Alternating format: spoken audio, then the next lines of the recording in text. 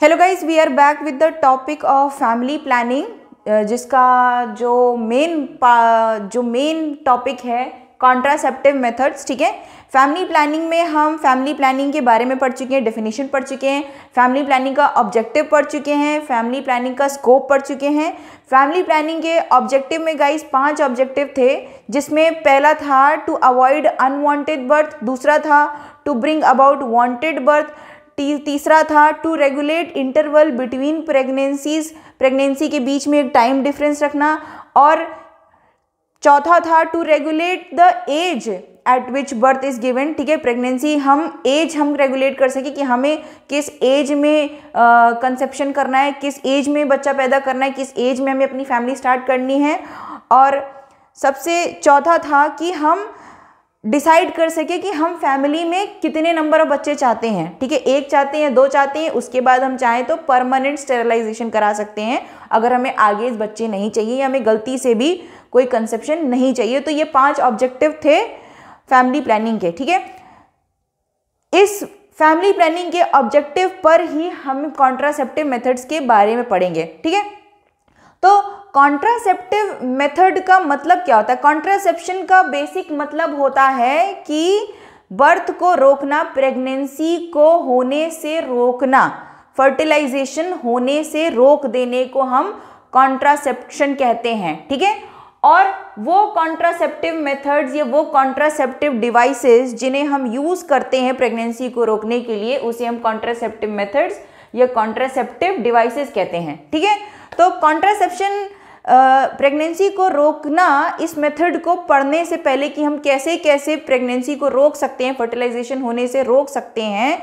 एक बेबी को बॉर्न होने से रोक सकते हैं अनवांटेड। ठीक है, जब तक आपकी इच्छा ना है, जब तक आप रेडी नहीं, उसे होने से रोक सकते हैं।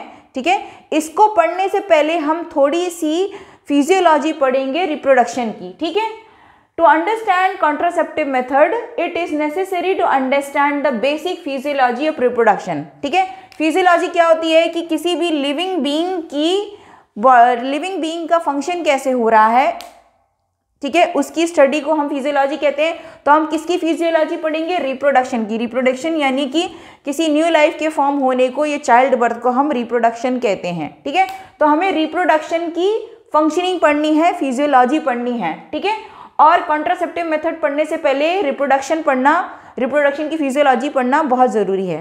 ठीक है, तो स्टार्ट करते हैं। तो हमारे जो मेल एंड फीमेल में जो सेक्स ऑर्गन्स होते हैं, मेल में सेक्स ऑर्गन क्या होता है गाइस? टेस्टिस होता है। टेस्टिस से क्या प्रोड्यूस होता है गाइस? स्पर्म प्रोड्यूस होता है। ठीक है, और फीमेल सेक्स ऑर्गन क्या होता है? ओवरीज होते हैं। ठीक है, ओवरी से क्या प्रोड्यूस होता है? ओवम प्रोड्यूस होता है। यहां पर आप देख पा रहे हैं, मैंने यूट्रस का स्ट्रक्चर बनाया हुआ है। ठीक है, ये है फीमेल रिप्रोडक्टिव सिस्टम। ठीक है, फीमेल रिप्रोडक्टिव सिस्टम में दिस एरिया इज यूट्रस, जहां पर कंसेप्शन होता है, जहां पर बेबी का फॉर्मेशन होता है। ठीक है, और ये है ओवरी, यहां से यहां पर ओवम होते हैं। ठीक है, जब एक बेबी का बर्थ होता है, जब एक फीमेल बेबी बॉर्न होती है, ठीक है, तो पहले से ही नंबर्स डिसाइड हो जाते हैं कि कितने नंबर ऑफ ओवम प्रोड्यूस होंगे एक ओवरी से। ठीक है, तो 50% ओवम यहाँ लेफ्ट साइड ऑफ ओवरी से होते हैं, 50% ovum right side of ovary से होते हैं। तो ये जो ओवम जो होता है, इसी से ओवरी जो होती है, इसी से ओवम प्रोड्यूस होता है। ओवम क्या होता है? Fallopian tube. इसको हम क्या कहते हैं गाइस? Fallopian tube. इस ट्यूब को ओवरी के ओवम से यूट्रस में आने तक के प्रोसेस में ये जो ट्यूब है, इसे हम फेलोपियन ट्यूब कहते हैं।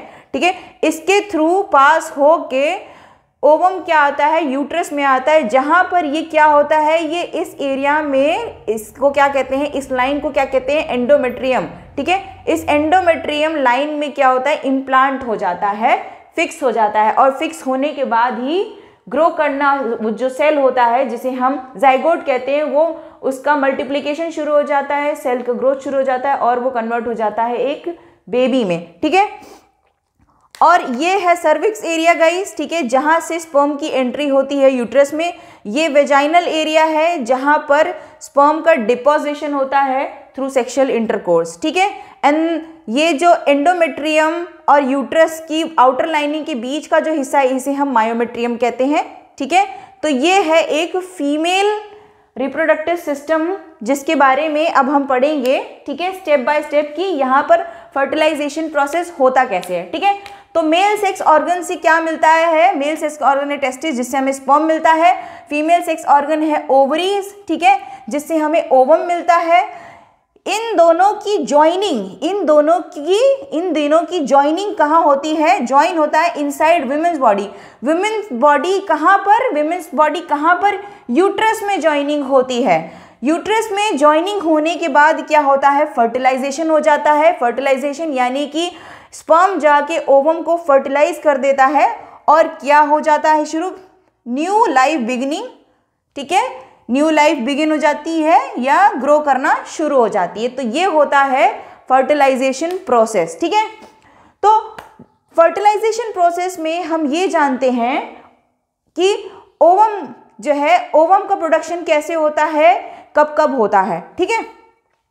तो ओवम क्या होता है गाइस? ओवम जैसे कि हमने बताया ऑलरेडी डिसाइडेड होता है कि जब एक फीमेल बेबी बॉर्न होती है तो उसकी ओवरी में नंबर ऑफ ओवम्स ऑलरेडी डिसाइडेड होते हैं, यानी कि वो एक सर्टेन एज तक ही प्रोड्यूस होते हैं, ठीक है। तो ये जो प्रोडक्शन होता है ओवम का, प्रोड्यूस ओवम एवरी 4 वीक्स, हर 4 हफ्ते में एक बार, प्रोड्यूस वंस एवरी 4 वीक, 4 हफ्ते में सिर्फ एक बार प्रोड्यूस होता है। और इस प्रोसेस को क्या कहते हैं हम? ओव्यूलेशन, यानी कि ओवरी से फैलोपियन ट्यूब में आने के प्रोसेस को, ठीक है, ओवरी से ओवम को बाहर आने के प्रोसेस को हम क्या कहते हैं? ओव्यूलेशन, ठीक है। ओवम क्या होता है? ओव्यूलेशन के बाद क्या होता है? Ovum passes through fallopian tube to the uterus, ठीक है। ओवम फर्टिलाइज होने के बाद ओवम क्या होता है? ओव्यूलेशन के बाद इस एरिया में एंटर करता है, फैलोपियन ट्यूब में एंटर करता है और यूट्रस के पास आता है, इसके थ्रू फैलोपियन ट्यूब के थ्रू यूट्रस में आता है, ठीक है।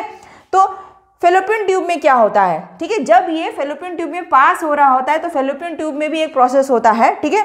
In fallopian tube ovum meet sperm, ठीक है। स्पर्म की जब एंट्री होती है, ठीक है, तो स्पर्म यहाँ पर नहीं फर्टिलाइज करता है ओवम को, इसका फर्टिलाइजेशन कहाँ होता है? फैलोपियन ट्यूब में। जब ओवम फैलोपियन ट्यूब में आ रहा होता है तो इसी टाइम पर स्पर्म जाके ओवम से मीट करता है और फर्टिलाइजेशन हो जाता है। क्या होता है? फर्टिलाइजेशन, ठीक है। In fallopian tube ovum meet sperm and fertilisation occurs, ठीक है। तो ये जो फर्टिलाइज्ड एग है, अब ये फर्टिलाइज्ड एग फैलोपियन ट्यूब से आके यूट्रस में इम्प्लांट होता है, ठीक है।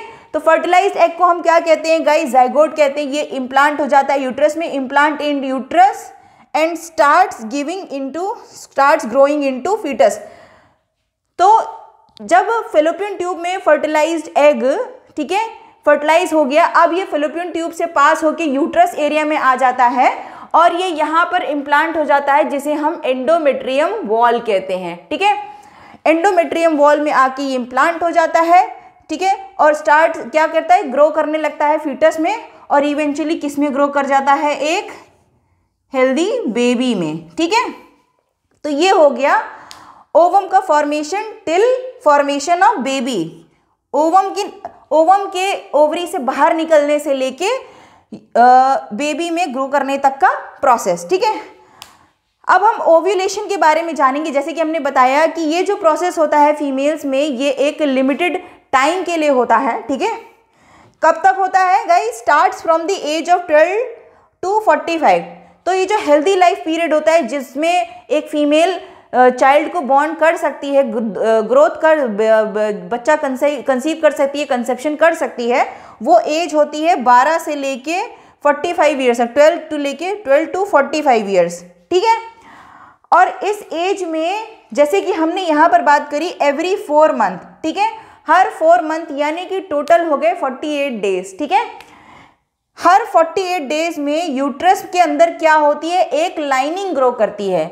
यहाँ पर हमने क्या बताया आपको? एंडोमेट्रियम के ऊपर जो होती है इस एरिया में एक लाइनिंग ग्रो करती है जो कि ब्लड वेसल्स की होती है, ब्लड की लाइनिंग होती है। और ये लाइनिंग जो होती है इस 28 डेज में जब ओव्यूलेशन प्रोसेस होता है, उसी टाइम पे उस टाइम पर ये जो वॉल होती है यहाँ पर ये थिक हो जाती है, काफ़ी वैस्कुलर हो जाती है, जिसमें काफ़ी थिक ब्लड होता है, एक फेवरेबल कंडीशन बनाते हैं। यूट्रस एक फेवरेबल कंडीशन क्रिएट करता है फीटस के इम्प्लांट के लिए, जाइगोट के इम्प्लांट के लिए, ठीक है, ताकि फीटस को एक हेल्दी एनवायरनमेंट मिले ग्रो करने के लिए, ठीक है। तो every 28 days uterus grows into a new lining of blood, ठीक है। अब क्या होता है कि ये लाइनिंग ग्रो कर गई, ठीक है, एक हेल्दी एनवायरनमेंट बन गया ओवम के ग्रो करने के लिए, ठीक है, फर्टिलाइज एग के ग्रो करने के लिए।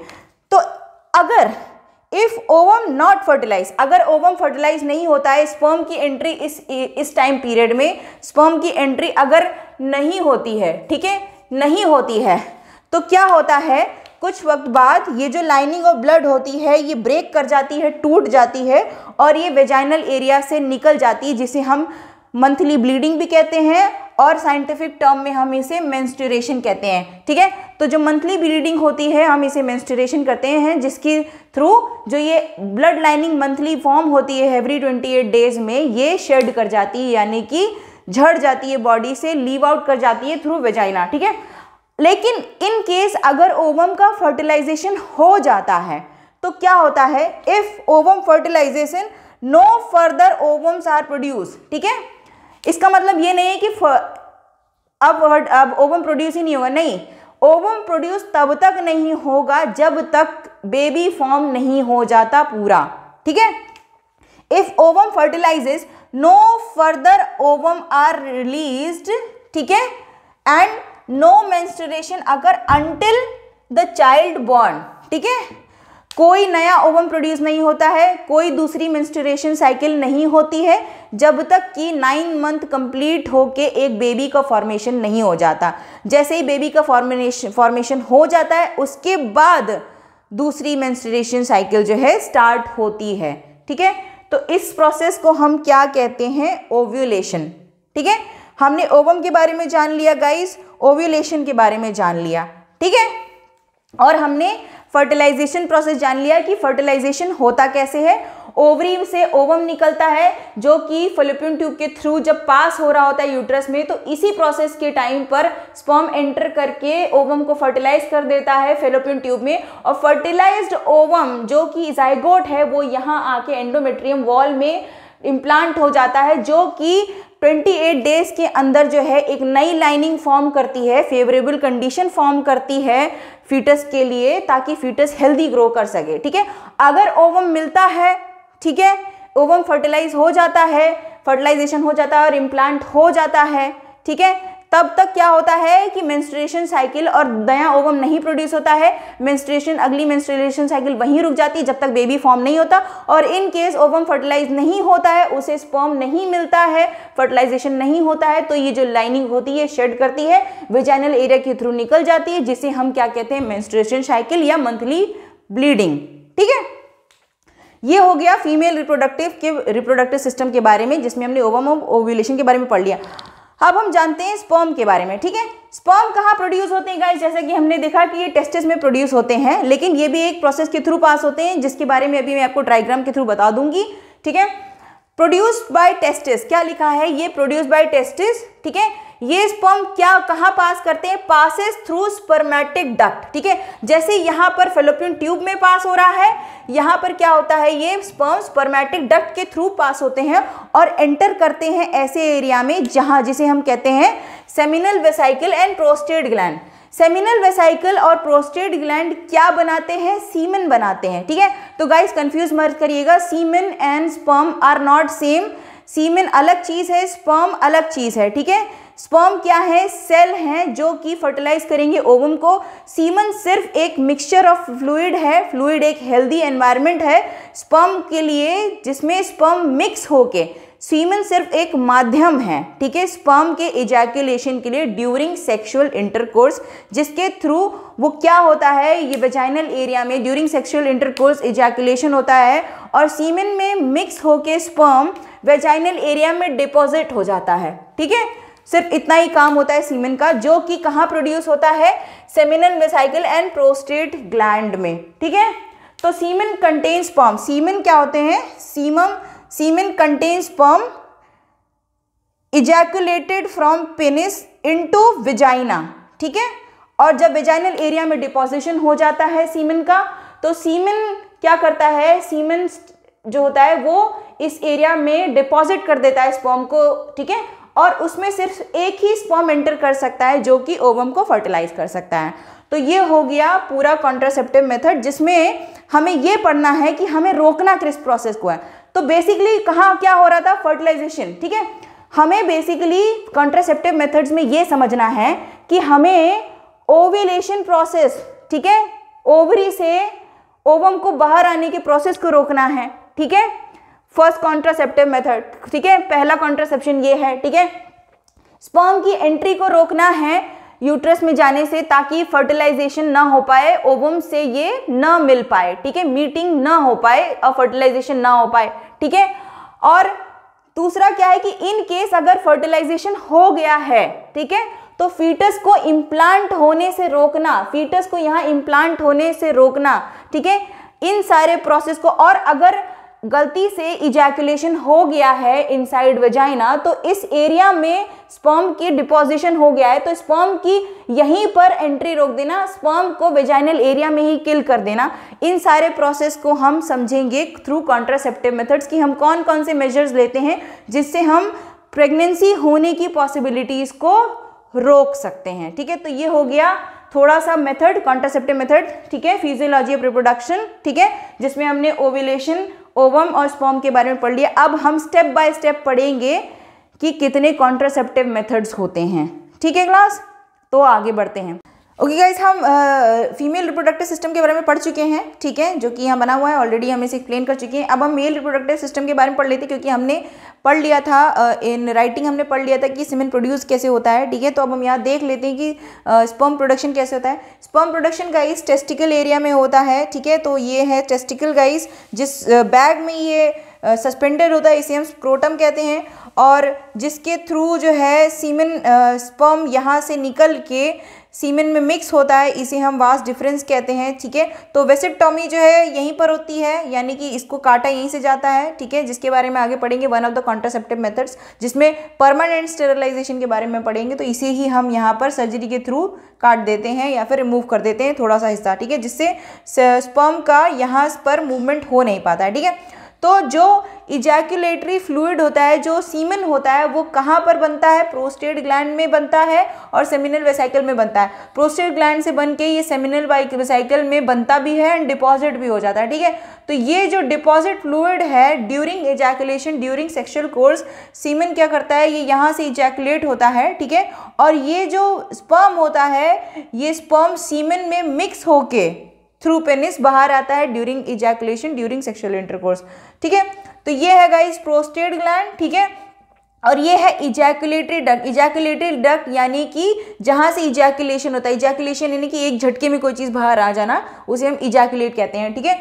और ये सेमिनल वेसिकल है, जहाँ पर क्या होता है कि प्रोस्टेट ग्लैंड और सेमिनल वेसिकल जो है मिलके सीमेन बनाते हैं, जो कि सेमिनल वेसिकल में स्टोर होता है, ठीक है। और ये इजैकुलेटरी डक्ट के थ्रू बाहर आता है, और बाहर आते टाइम इसमें क्या होता है, स्पर्म मिक्स हो जाता है। मिक्स हो के स्पर्म क्या होता है, एक फेवरेबल कंडीशन मिलती है उसको सीमेन में, ठीक है। और उस फेवरेबल कंडीशन में क्या होता है, स्पर्म मिक्स होके सीमेन में पेनिस से बाहर आता है। और कहीं ना कहीं सीमेन की एक स्टिकी प्रॉपर्टी होती है, जिसकी वजह से ये वेजाइनल एरिया में स्टिक हो जाता है, जिसकी वजह से स्पर्म कुछ वक्त तक वेजाइनल एरिया में रह सकते हैं, ये वेजाइनल एरिया में ही बरकरार रहते हैं, ठीक है। तो ये हो गया how a semen is produce, how a sperm is produce, ठीक है। जिसके बाद हम ये पढ़ चुके हैं कि डिपोजिशन वेजाइनल एरिया में होता है, ठीक है, जहाँ से स्पर्म की एंट्री होती है और फर्टिलाइजेशन होता है, ठीक है guys. Okay, thank you class.